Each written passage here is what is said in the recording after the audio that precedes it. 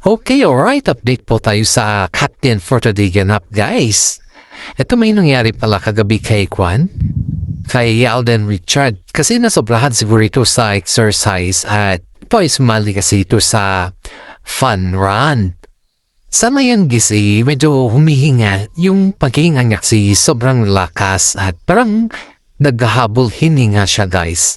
Aba, sana naman ay kaya tinawag yung mga medics pero kita naman natin na wala si Catherine dun at hinahanap siya ng kanyang mga fans.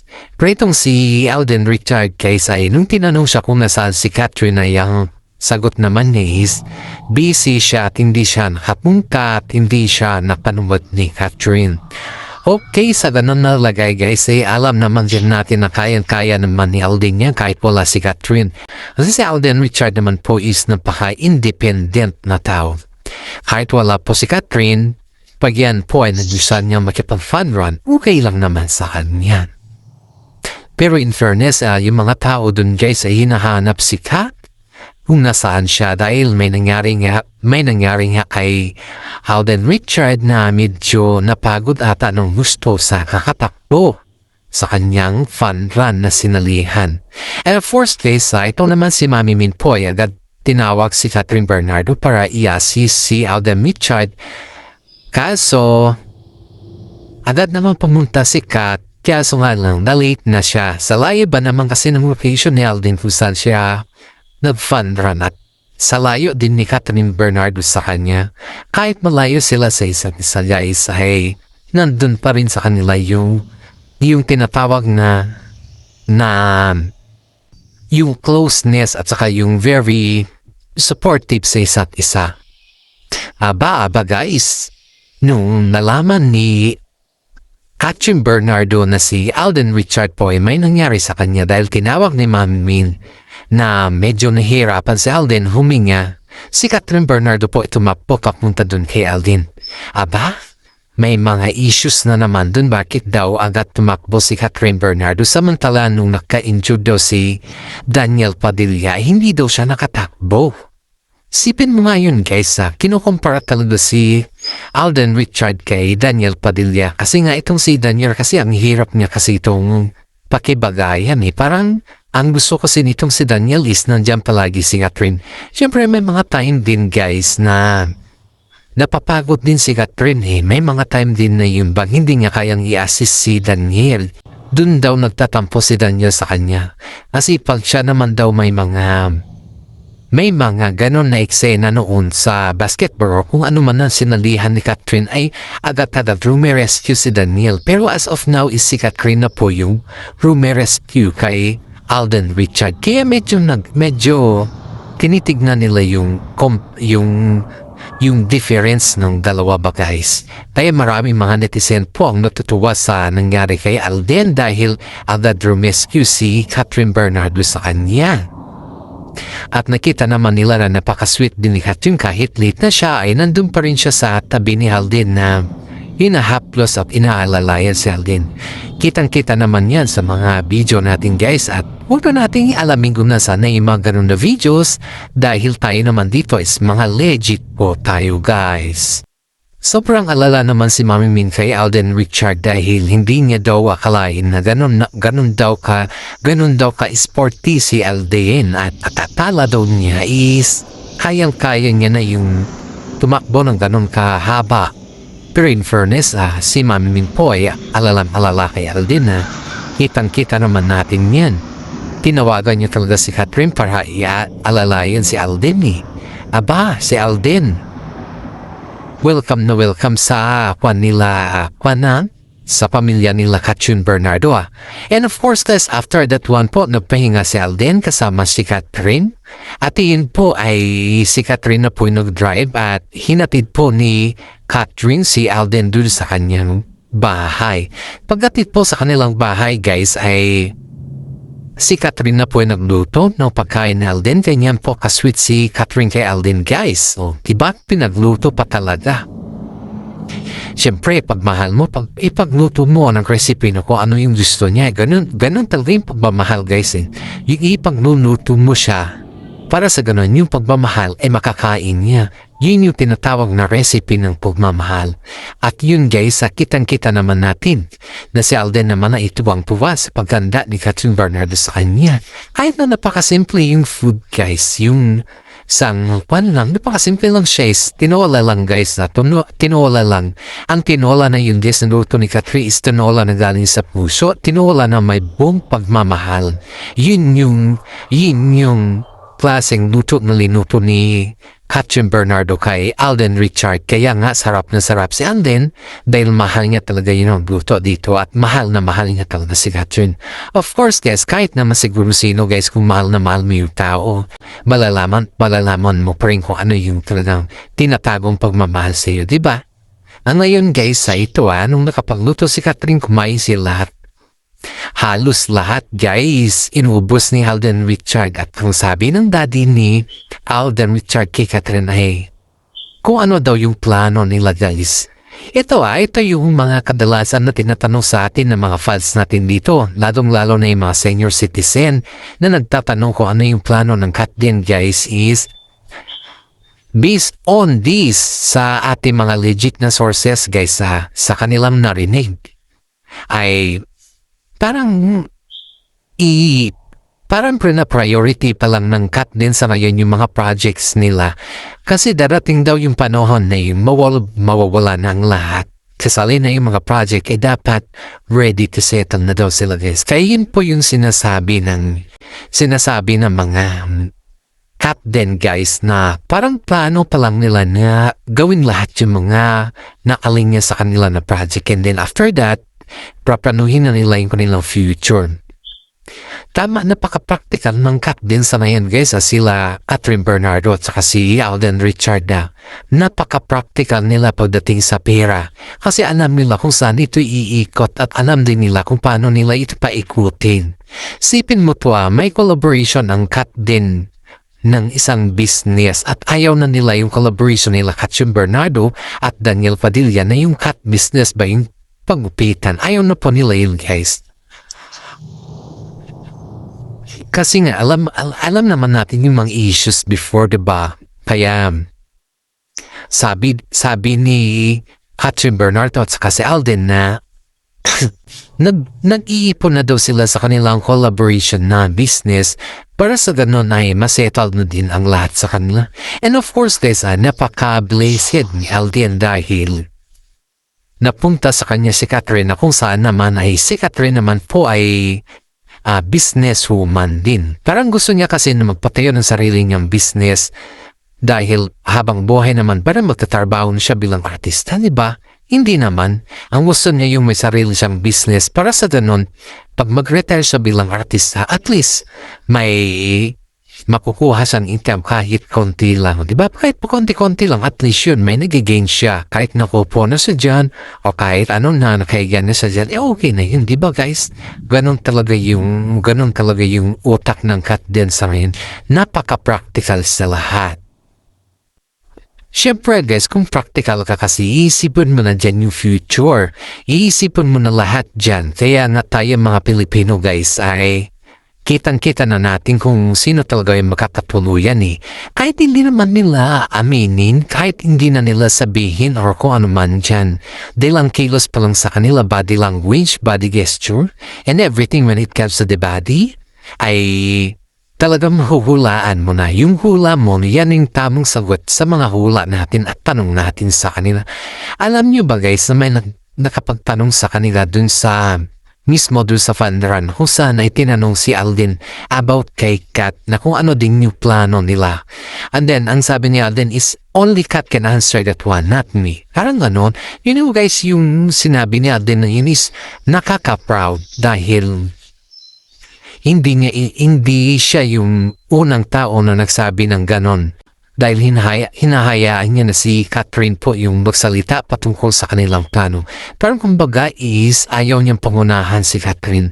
Which is tama naman. Kung ayaw mo pangunahan yung kasama mo, then let it be. Mas masarap pa nga pakiramdam guys na yung hindi mo siya pinapangunahan Mas masarap pa nga yun kasi nire-respeto mo siya. Ganon si Alden guys. Ganon siya tindi at ganon din siya kumbaga is karespeto kay Catherine Bernardo. And of course guys, ito Sa mga nakalipas na ilang taon na yung kanilang love team guys ay kitang-kita mo ng very closeness la. Hindi na sila yung mga bata pa na pagsabihan na kung ano-ano man dyan. Pero sila is kailangan nila talaga na magiging matured at they are very matured enough. Tingnan mo, diba?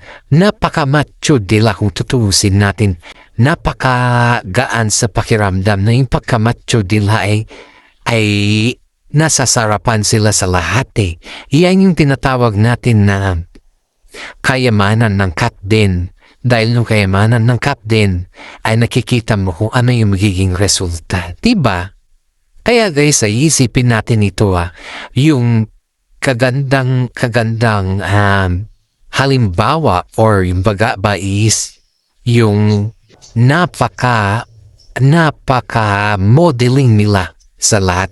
Alam mo, ang dami mga Pilipino po ay mga is parang ang model nila ngayon is yung tambalan ng cat din dahil both of them are business minded. Isipin mo po, hindi pa sila kasal pero business minded na sila. Sa ganun na edad guys is business minded na sila. Sa mga project nila, sa mga earnings nila, hindi yan nasasayang guys, milyon-milyon yung kinita nila. Pero when it comes sa business, talagang business ang tinatarget nila. Sana all nga ang tawag sa kanila eh. Sana all ganun siya ganon din yung mga iba ba. Kasi siyempre pag mga baguhan guys, ang inisip mo na nila yan yung paano sila mag-earn ng isto ba, kung paano sila kumita ng pera, kung paano sila magwaldas. Kasi siyempre bilang isang artista, iniisip po talaga dyan yung pagwawaldas. In the first place, yung gamit mo, mga sapatos mo, yung mga gamit mo talaga, yun talaga. Kasi siyempre, hindi ka naman pwedeng umiram eh. Pwede kang umiram sa umpisa, pero pag mayroon ka naman na, bibili ka na. Ganun yun. Hindi yung forever na hihiram ka. At saka, wag naman yung palaging humihiram. Mas maganda pa rin yung may sarili ka. Sila Alden at Catherine naman guys ay wala tayong masabi sa kanila kundi botong-boto lahat mga tao sa amin. Ngayon guys ay may bagong endorsement si Catherine Bernardo sa ngayon guys Ang laki-laki, ang ganda ng pagrampa pa niya. And sabi nga na kawaramihan, sa lahat daw ng maging katandem ni Alden, si Catherine Bernardo daw yung nagtagal sa kanya. Haba guys, sabang namin na namang ayuda po today guys dahil nagbigay na pero may isang pamimigay na naman second best naman ang damit sila. Itong si Kat din guys patungkol sa kanyang fun run. Tapos si Alden Richard guys may palitos yung mga damit ba na binibigay sa mga fans. Ito pala yung kaibigan niya. Ito din yung alam ko. Ang alam ko lang kasi yung nanilibre siya ng mga foods ng mga staff niya. At saka higit sa lahat yung mga kasama niya. Pero pati pala yung mga damit nila ni Catherine Bernardo ang naigusan po ay yung dalawa sila na may pelikula, may movie, ay na-printed out pero sila mag-damit na ganun. Para sa ganun po ay may bibigay niya sa mga fans niya. Heto guys totoo pala yung sinasabi nila na hindi lang pala basta-basta si Alden, saka hindi siya madam. Daming nagsasabi na si Alden Richard po ay palaging nagbibigay yan. Hindi siya madamot kaya maraming blessings sa kanya. Totoo pala yun guys, ang dami palang nakapansin sa ganun na ugali ni Alden Richard, which is tama rin pala yung mga sinasabi ng karamihan sa kanya. Ang akala ko lang kasi is hindi totoo yun. Pero totoo pala guys, sa isipin mo to namibigay siya ng mga ganon na damit para sa mga fans kahit hindi siya politiko, diba? Pero in fairness, selos pala si Alden kay ito, yung si Mayor, dahil pala, kaya pala na-stop yung panliligaw ni Alden noon dahil dito sa Mayor na to. At higit sa lahat guys ay parang, siyempre kasi ilang taon na sila magkasama at ang gusto ko si Catherine is yung makilala si Alden Richard ng pangmatagalan. Hindi lang yung nakilala dahil may script sila na magpartner sila or kundi makilala na ibang personal talaga yung talagang may future. Yun yung gusto ni Catherine kasi yung makilala si Alden Richard na yung totoo sa kanyang sarili. Ganon si Catherine, guys. Dahil nakilala niya naman kasi si Alden dahil lang sa pelikula at nagkatandem sila, nagkaroon na ng phobia itong si Catherine sa mga ganon na bagay. Kaya ang iniisip ni Catherine ay ayaw niya nang mangyari yung nangyari kay Daniel Padilla sa kanya. And of course, guys, tama naman yun. Kasi si Catherine naman po yung nakikikwan dito. Kumbaga is makikisama. Hindi naman yung mga ibang tao. Kaya sabi ni Mami Min po ay botong-boto si Mami Min kay Alden Richard matagal na at hinahayaan na lang si Catherine na mag-decide kung ano yung gusto niya. Kasi si Catherine naman talaga yung mag-decision dyan, guys. Hindi naman po si Mami Min. Ang temang Min lang po ay suportahan si Catherine Bernardo kung ano yung gusto niya.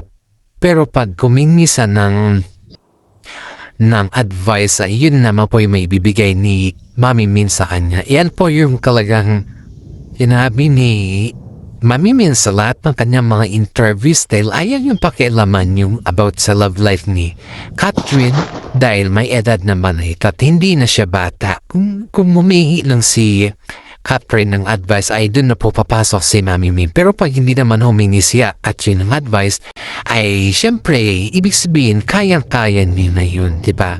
Ganoon naman talaga guys kung hindi humingi isang tao ng advice, ibig sabihin, kaya niyang lusutan yung kanyang pagsubok sa buhay na kanyang nararanasan sa ngayon.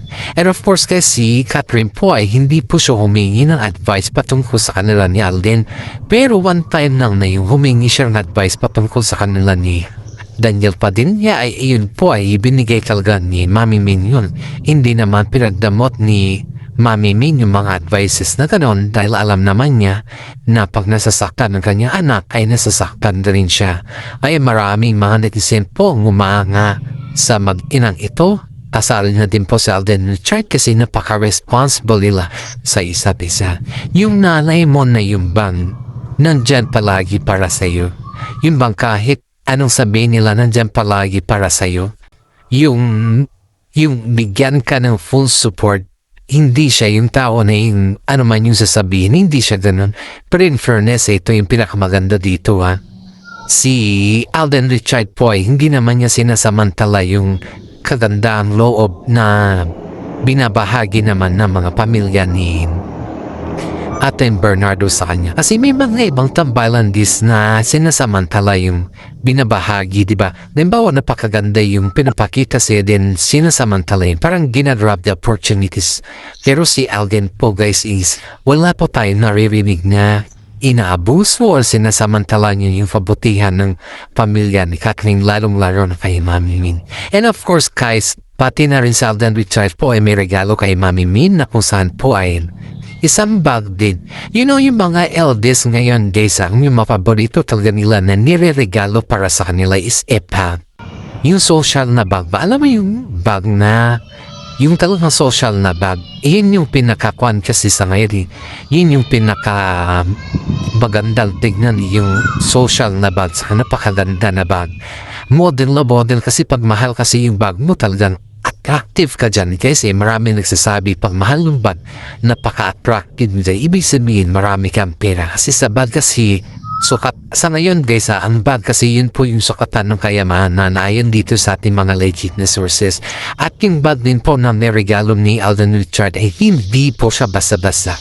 It's a part of a very very expensive bag guys. Alam naman din natin yan. Marami naman nakakaalam na nagre-regalo si Alden Richard mga expensive bag kay Mami Min. Di ba matagal na yan? Kasi kitang-kita naman natin na botong-boto kasi si Mami Min kay Alden Richard. And at the same time naman is mahal na mahal din ni Mami Min si Alden Richard para kay Catherine. Ganoon naman guys pati naman si Daddy Bay niya may regalo naman din po si Catherine sa kanya. And now, Alam ko maraming mga netizen dito ang nag-aabang ko ano yung regalo ni Captain Bernardo kay Daddy Bea.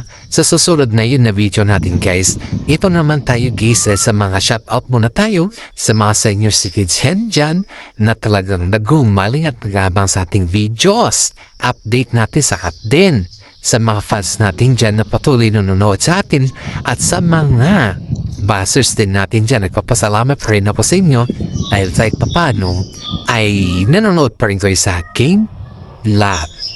God bless to all. Maraming salamat at God bless to all.